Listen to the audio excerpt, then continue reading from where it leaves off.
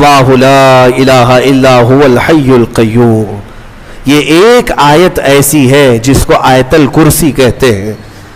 ایک آیت ہے پوری, اور اس کے متعلق فضائل اتنے آئے ہیں کہ اللہ تعالیٰ نے اپنے رسول کو خاص تحفے کے طور پر آیت الکرسی عطا فرمائے. جو آیت الکرسی پڑھ لیتا ہے وہ ساری بلاؤں سے محفوظ ہے. رات کو اگر پڑھ کر کے سویا تو اس کا گھر جلنے سے محفوظ, جلنے سے, چوری ہونے سے محفوظ. بلکہ آیت الکرسی پڑھنے والے کے متعلق یہ بھی ہے کہ اگر ہر فرض نماز کے بعد کسی کی عادت ہے کہ وہ آیت الکرسی پڑھ لیا کرتا ہے ہر فرض نماز کے بعد, تو فرمایا گیا کہ جب اس کی روح نکلنے کا وقت آئے گا, اس کی روح نکلنے کا وقت آئے گا تو ایسا ہوگا کہ اس کی روح ادھر نکالی جا رہی ہوگی, ایک قدم دنیا میں ہوگا, دوسرا قدم جنت میں ہوگا.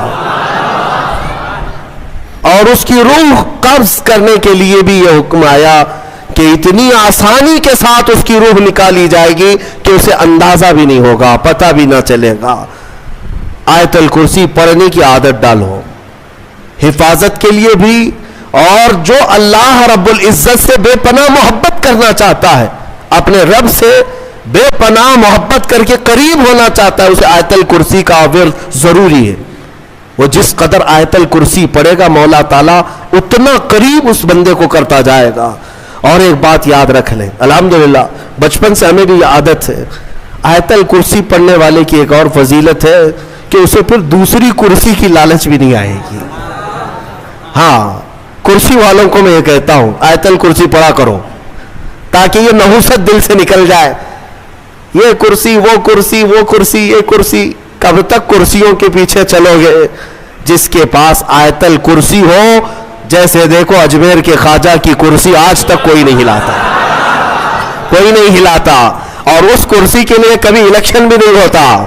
ہماری بات ہمارے اور 100 نسلیں بھی آئیں گی, ہندوستان کا بادشاہ وہ نسلیں غریب نواز کو ہی سمجھا کریں گی. کیوں؟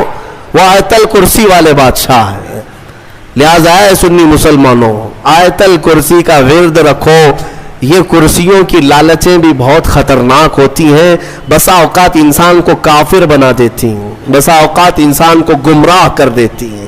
ہم نے دیکھا ہے اولیاء اکرام کی تعلیم میں, اولیاء اکرام جب کسی کی تربیت کرتے ہیں نا تصوف میں, تو تربیت میں سب سے پہلے وہ 2 چیزوں کو مارتے ہیں. پہلی چیز یہ ہے کہ کھانے میں لالچی نہ ہو, بہت زیادہ کھانا بند کر دو.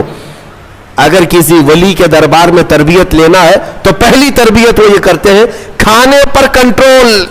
اور دوسری تربیت کسی بھی مقام, مرتبے, منصب اور کرسی کی لالچ ہرگز نہیں. کوئی عمل اس لیے نہیں کرے گا کہ مجھے یہ مقام ملے, دنیاوی منصب ملے. اسی لیے میرے آقا صلی اللہ تعالی علیہ وسلم نے بھی ارشاد فرمایا کہ دنیا طلب کرنے والا اگر علم دین بھی حاصل کرے گا تو وہ ایسا ہی ہے جیسے خنزیر کے گلے میں موتیوں کا ہار ڈالا جا رہا. حب جاہ, حب مال, حب مقام, حب منصب, یہ بری خصلتیں ہیں. اللہ ان تمام چیزوں سے ہمیں محفوظ رکھے.